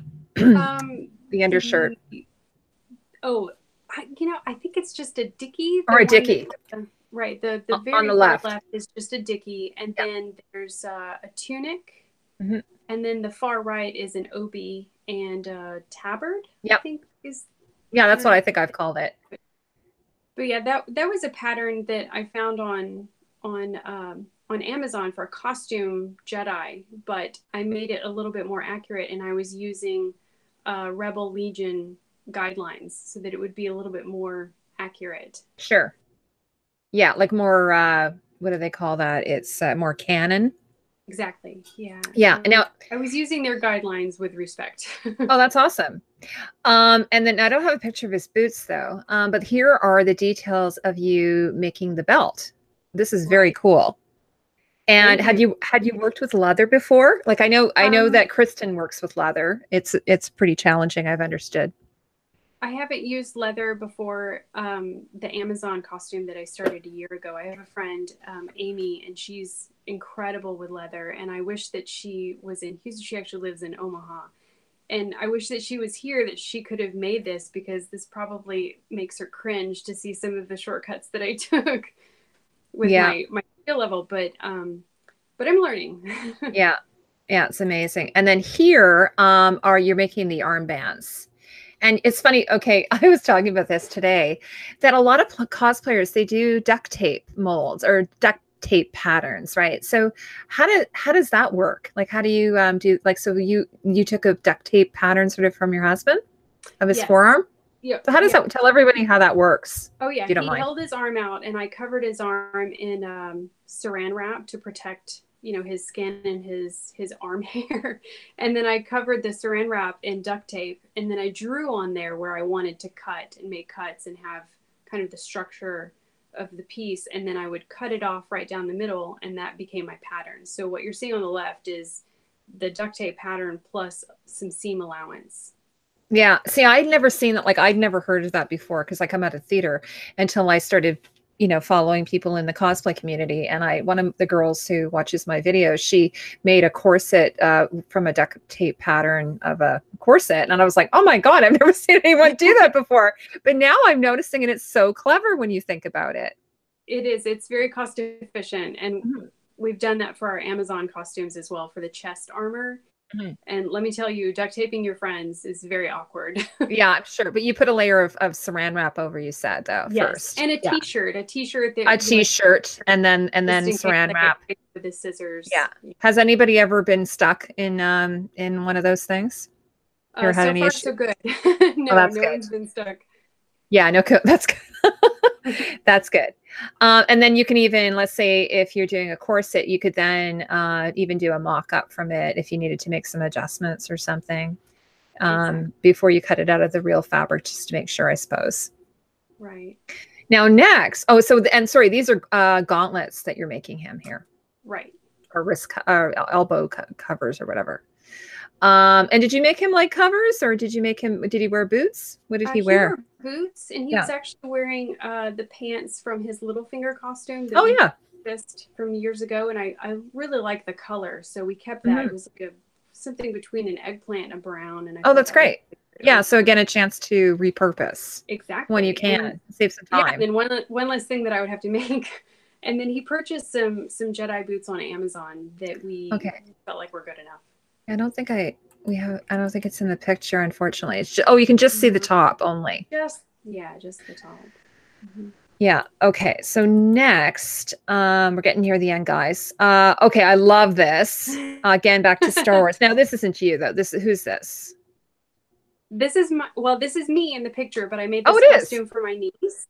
Aww. So my husband bring our niece to Dragon Con every year. She's in her early 20s, and she has so much fun. She's a riot to be around. So I made this for her, and this was actually the second version of her Jawa costume. Her first one was lost in the hurricane that we had here a year ago. Oh my gosh. And so I took that as an opportunity to remake it the right way. Yeah. Okay, so then again, this was a lot of fun. Yeah, it was funny because it was interesting because I'm like, I had no idea how you did the eyes, but I've got pictures of it. So this is very cool, guys. So here again, your dog is always in these pictures, which I love. Is the fabric? Is it linen? This is linen. I'm gonna have to call you Lynn and Sheila because it's your favorite fabric. Yeah, or curtains, either one. Now I was gonna ask you, do you wash your fabric ahead of time, or you just cut it right from the fabric? What's your recommendation for that? It depends on what I'm gonna make with it. So the stuff that was in my burlesque Loki will probably never ever ever be washed. Yeah. Because it will fray, but linen I will absolutely wash first because it shrinks. So it kind of depends on what I'm making. Yeah. So like, for instance, or if you want it to have like more of a natural look, I suppose you'd want to wash it, like to take out the starches, or, if you want it to have like your Viking one. Did you say you did wash it or you didn't wash it? I did. I washed that fabric. And then it had a more natural look too. Dress. Yeah. It was upholstery fabric that I used for the apron dress on the Viking costume. And that was very stiff when it came in the mail. So I washed it. Yeah. So then now here, like, this is a prop that I don't even remember this. Is this what sort of destabilizes the androids? Is that what the Jawas use? Yeah, this was the Jawa blaster. A blaster. Yeah. I made this out of a toy crossbow that we found at the grocery store. That's hilarious. A bottle of hair gel and a plastic tumbler, and then some foam and a wine cork and just whatever I could find around the house. And then I covered the whole thing in a textured spray paint to make it look metal. Mhm. Now, when you're in your everyday situation, are you in situations where you're looking at something and think, wow, that would really work well for this particular costume or for this prop? Like, are you ever sort of thinking I should maybe pick that up, or, you know, just in Yeah. case? You sort of see Yeah. things that way now? Always on the lookout. Now my friends know me as a curtain killer, and so when they're redecorating their houses, they usually take down their curtains and give them to me. So I have a That's so Venetian funny. costume planned for next year that will be Yeah. one of And my if the friends. curtains are lined, you can use the lining as well, like a lot of the Exactly. time, It's you really know? good as a liner because then I only have to cut once. Yeah, exactly. Okay. So, and then that is like the sort of the cross, this one on the bottom right is sort of like a, like pouches or something that the Jawas wear, like little pouches. Right. That's Like her bandolier that I a made bandolier. Yeah. of faux leather. Yeah. Thanks for giving me the words there. Yeah, it's okay. What's Aaron saying here? Aaron and 30 Days Strong. I've been challenged. Aaron's saying that he's challenged now because of the quality of your work. Aaron's really doing a great job. But yeah, I think thank you so much. he's just saying your next level here. And then he says, if you want to, I think he means wash chiffon. I always burn my ends and wash it with head and shoulders. Laugh out loud. Oh, that's Yeah, really melt the ends. That's a good idea, right? Yes, thank you so much. Yeah, I do that too sometimes with trim. Like certain trims will melt, but some of them won't, unfortunately, right? Like things like webbing will oftentimes melt. I think they do that just even in like. Thank you. Yeah. Okay, so this is really fun. You've taken a Jason mask. Is it Jason? I have. Very cheap mask, and then I covered it in some black linen scraps that I had around the house. Mm-hmm. And then the eyes are actually pieces that you would put on your dog's collar at night and turn it on so that you can take them for walks.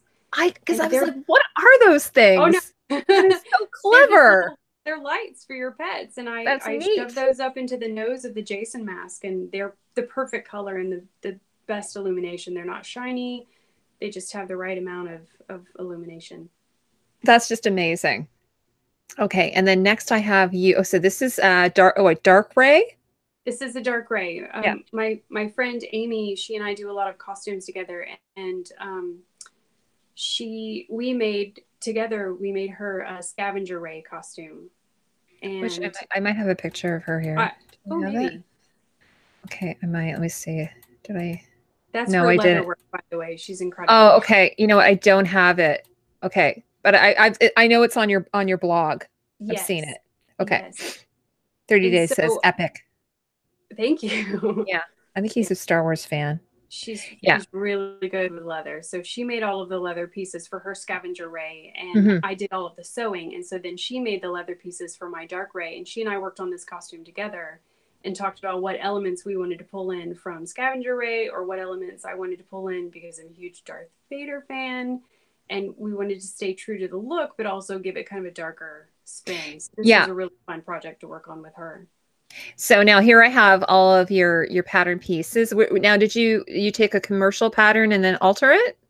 Absolutely. We took a commercial pattern for her scavenger ray, and then I took that same pattern for my dark ray, and I just made the collar more ridiculous, and I made the length longer because my torso is very long.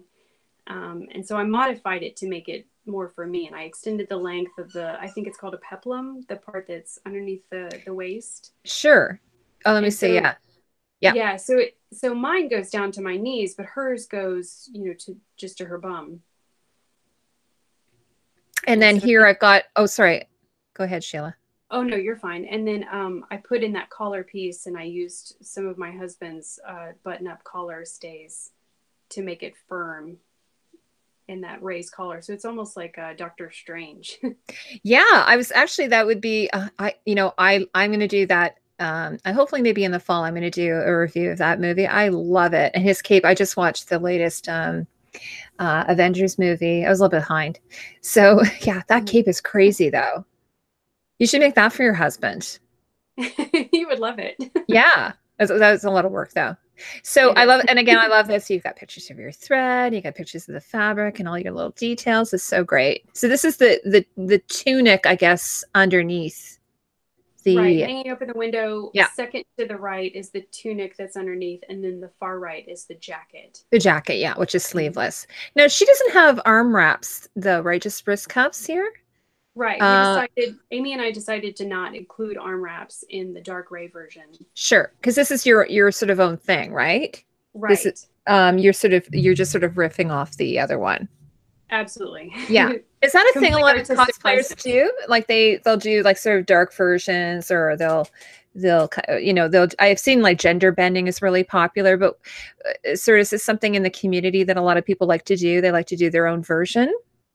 Yeah, I've seen that a lot, and I wanted to do this as in the second film. If she would have taken his hand, no spoilers, but for the ones that have seen the film, if she would have taken his hand and decided to go down a darker path, I feel like this would have been her outfit.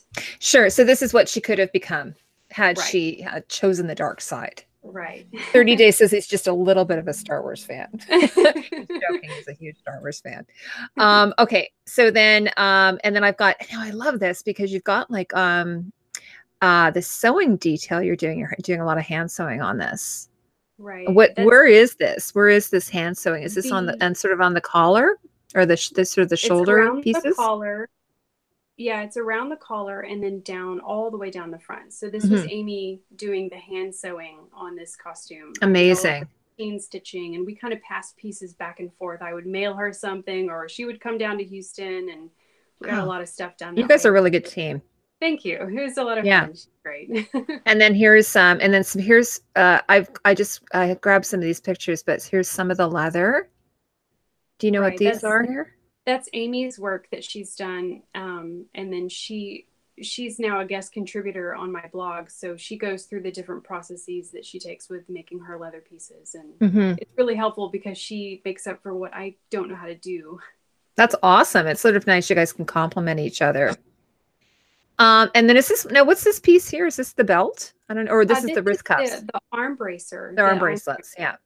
So she found this pattern in the scavenger, I guess she's in the Ray group with Kristen. Yeah. And she found that pattern was posted there, and we used that. So she used that for mine.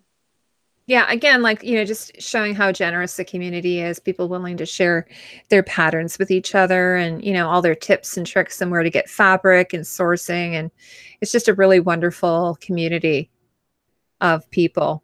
And it's just really fun too. It is. It's a super fun thing to do. So there's the finished cuffs there. And then is that the belt below it? The belt at the bottom is her belt from her scavenger Ray, and then it shows that in contrast to my belt. So hers is a natural. Right. So the thinner leather goes around her waist, but on me, the thinner part of the leather goes around my hips. And so that was a fun concept to decide what she wanted to change on that. Yeah, that's amazing.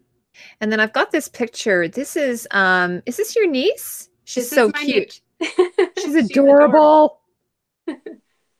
So she's wearing this is Beetlejuice. Yeah, it's just so cute. Did you do this? She purchased the different pieces online, and then she did her makeup and hair. She's just adorable. She's very cute. Yeah. So has she gone to a lot of these, conventions with you? Oh gosh, I wanted to say she started going with us in either 2014 or 2015. And she goes with us every year, and she comes to the one in Houston, and we've brought her to a convention in Dallas with her. That's so awesome. That's really fun. So was she dressing up as this year? This year she's wearing Wendy with my Dandy Captain Hook, but her Wendy will be a little bit more century. Yeah. And so I can send you a photo of that later if you want. No, I'd love to see it. It's a lot of fun. She'll be wearing the same blue Claire skirt from season 3 that I wore with Claire, and then I also wear with my Black Sails, but she'll be wearing it with Wendy with a nice ruffle shirt and the telltale bows. Yes. Yeah. Okay. So speaking of Captain Hook, so then I've got you just sent me these yesterday. Yes. So these are sort of your inspiration pictures for this costume that you're working on right now. That was behind you, if anybody. Right. Yeah, so the one on the left is from the museum, the Met, and this is I guess this is historically accurate. It's an actual piece from the 18th century, and I really, really love the detail. It's gorgeous. So I'm going to try to make it as close to that as possible. But at the last minute, I decided instead of having a gold or a cream waistcoat, I'm going with black. So I'm going more for the colors in the center picture that you have. Sure. That's a little bit more Disney. And I'm staying with those colors, but I'm making it historically accurate. And also I'm a woman wearing a dandy costume. So. Yeah. And then this is sort of without the jacket. What's the one on the right? Who is that? That one's going to be my husband. He's going to wear that outfit. And I still have to make both the frock coats for my dandy Captain Hook and his just general dandy. Mm-hmm. And I love your little hat. Thank you. Your miniature little hat with the plumes. So cute. Is it like sort of a purpley color? It's a plum. A plum, yeah. Yes. And then I've got some close-ups here. This is so great. So I think, like, just looking at this, the one on the bottom right, that must be the coat. Going to be the coat? That's going to be the frock coat. And those were curtains that were hanging up in my dining room. Awesome. Before I decided I like them better as a costume. Yeah, the lace is really interesting. It's not metallic. It looks like a more like a cotton lace or something. To me, it looks like from what I can see downstairs, I purchased that separately, and that's a fabric lace with sequins in it. And oh, really? See, I can't see that. You know what? The gold. Mm-hmm. I'll have to zoom in on it later. I thought it was actually just dyed. That's so funny, but that's actually sequins. No. That's separate. So the frock coat will be that nice cranberry or wine color, and then I'm going to add the gold lace detailing after I sew it all together. Oh, 30 Days says you should make your husband Smee. That's a great idea. I should just get a red hat and he'll be done. Yeah. Yeah. And then but the lace, I love the close-up of the lace with the little crocodile. What is it, a crocodile? That is a crocodile. I found that vintage piece on Etsy, and that's kind of my spin on Captain Hook. So I'll be wearing that one. That's my ascot and my. It's so pretty, but I love the beautiful lace that you've chosen. Thank you. The crinkle kind of lace, and then I've got pictures here of your knickers, your breeches. Yes, here's those again. are my husband's on the left, and then mine are on the right. So mine's again sort of a plum aubergine kind of color. You have another washing fabric tip and trick laugh. What's that, Aaron? Aaron's saying gave another. Oh, Aaron's talking to people in the chat, I think. Okay. Oh, and that's the end. Okay, so guys, we don't have pictures of the final costume because Sheila's still working on it. So hopefully once it's done, I'll be able to. And 30 Days is asking, do you have a mustache yet? No. Oh, I don't think she's wearing a mustache. No, I don't think I'm going to do a mustache. I'm going to wear a dark wig, the one that I'm wearing with my ancient WonderWoman. And then I think I'm just going to do my makeup very dark and ridiculous. So I'll have very dark eyebrows, but probably not a mustache. Yeah. It's going to be sort of more of a pretty. Sorry, I don't think this is switching. It'll be a feminine version. Sorry, Sheila, I have to figure this out now that I'm back. You're on the camera. Okay. Everyone can see Sheila? Can you all see her now? Are you blurry-eyed after looking at that? After we've looked at that PowerPoint for like an hour now? How long has it been? It's been like an hour and a half. Are you like completely exhausted? It was funny because I did this one presentation or this one video, and I had someone say that it was like a university lecture, and I'm like, oh my God, that's like that's like, she didn't mean it as an insult. She meant to compliment me, but I felt like, oh my gosh, a university lecture, because it brings me back to when I was in school and sitting in a dark room watching one of my professors talk, and then if it was cold or it was like late in the day, you'd start falling asleep, that type of thing. So that's what I was imagining. So do you want to tell me, Sheila, about like, I know we were sort of talking about, you've got a couple of events coming up. You've got the Dragon Con, you got the cruise. Is there anything that you're like working on at the moment that you want to sort of share with everybody? Sure. The Dandy Captain Hook is for Dragon Con with my other costumes that I've finished up until this point. So I'm surprisingly not freaking out just yet. And then there's the Viking costume for the cruise.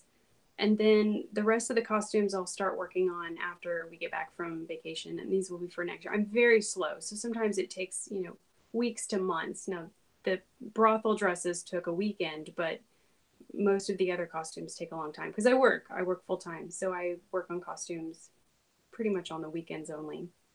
Yeah. So and then plus, I mean, also you're blogging about other things. You're blogging about wine and decorating and crafting. So photography, you've got a lot of interest, not just costumes. Right. Yeah. I keep it pretty general. Most of it on my blog is going to be costumes and how to make certain costumes or what I've worn at a different convention. And eventually I go back and do the tutorials for each costume. And then I also do a lot of travel blogging. So especially cruises. My husband and I love to take cruises. We take at least one a year. And so there's a lot of cruise tips on the blog as well. That's awesome. So, and then the other thing I was going to ask you, if people, I mean, I've put a bunch of your links, but what's the best way for people to reach you, find out more about you, that type of thing? Redshoesredwine.com is my blog. And then I'm also at redshoesredwine on Twitter and Pinterest. I love Pinterest and Instagram. So you can find me there as well. And Facebook. Yeah. Cause I noticed that, a lot of your, when you're doing research on costumes, that you use Pinterest a lot. I like to do is create a board. And then if I'm working on a project or something like that, I put all those pins. Is that how you sort of do your research? Absolutely. And before I started the blog, Pinterest came first. When I was learning how to sew and working on costumes, I started with different boards. And then I probably spend most of my extra time on Pinterest. That's awesome. There's a lot of planning, and if you're ever wondering what I'm working on, you can kind of see it pop up in the feed because I start pinning things that I want to wear to Renaissance, or we've been talking about wanting to go to Versailles and wear the nice court gowns there. So I've been oh my gosh, yeah.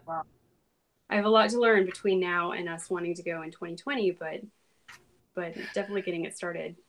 Well, as I was mentioning to you earlier, so next weekend, another cosplayer from the group, Natasha Bieberfeld. Is that how you say it? Bieberfeld? I think so, yes. Yeah, she's going to come on, and she does similar stuff to you. Kristen actually had said, I should have her on as well. So it's going to be so exciting. I'm going to have her on next weekend. This is going to be like double whammy weekend of cosplay. It's going to be awesome. So I want to thank you so much for coming on. It's been such a blast. How did you feel about it? It was good. Thank you. Yeah. Having me, and I'm glad I didn't throw up on you. Oh my gosh, no, I knew you would be brilliant. I knew you would. I just want to say, is anybody, before we head out, sorry, I should throw it out to the floor. If anybody has any questions for Sheila, put them in the chat, and you can ask her and see what she has to say. I mean, we've sort of been making comments. No one's been really asking questions too much today. Let me just see. Aaron's just been making some comments here. But anyway, so if you guys have any comments before we head out, so Sheila, I just finished watching 2 shows. So I just want to finish watching The Alienist. I don't know if you've ever seen that. It's a serial crime sort of type thing, but it's set in like the 1896. And then I watched another show called The Frankenstein Chronicles, and Sean Bean is in that. And that's like, I think it's like 1830s. So I just finished watching those 2 shows, and they had a lot of parallels. So I've decided to do a video on it. So anyway, guys, for you guys watching, I will have that video hopefully coming out in the next few days.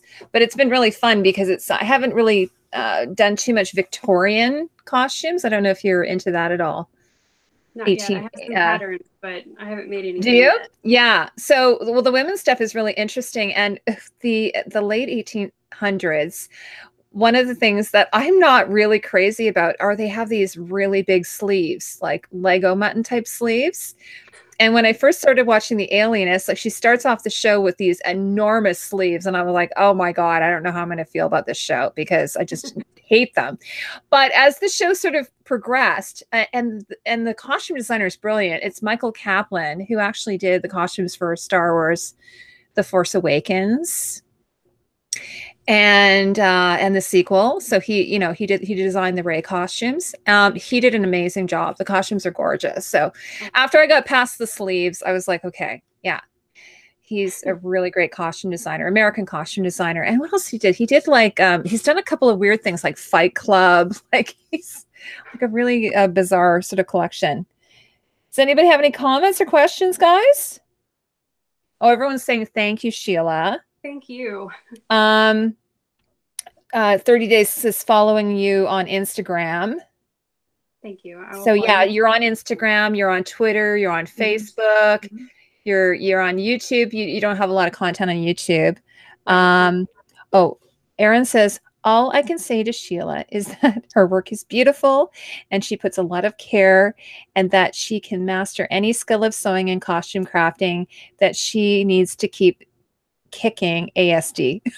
Oh, you meant to say ass. Aaron is such a sweetheart. Like seriously, he is so lovely. That's really nice. And Golf Princess says, good night, everyone. And so I'm going to let you go, and you'll be able to maybe go have dinner or something and a glass of wine. Yeah. Next time we have you on, I want to talk to you a little bit about wine, because I really love wine, and I know that you know a lot about wine. So we'll have to take a little bit of time to talk about that. What do you think about that idea? That sounds good. Okay, so everyone, so as I was saying, so next weekend we'll have Natasha Bieberfeld on, another cosplayer. I hope everyone has a great evening, and thanks so much to Erin in the chat, and also to 30 Day Reviews for managing the chat. Everyone, I never have an issue with people being unruly or anything. So, and then 30 Days says, I'll second that, Aaron LaFay, he says. Yeah, so he thinks your stuff is very awesome.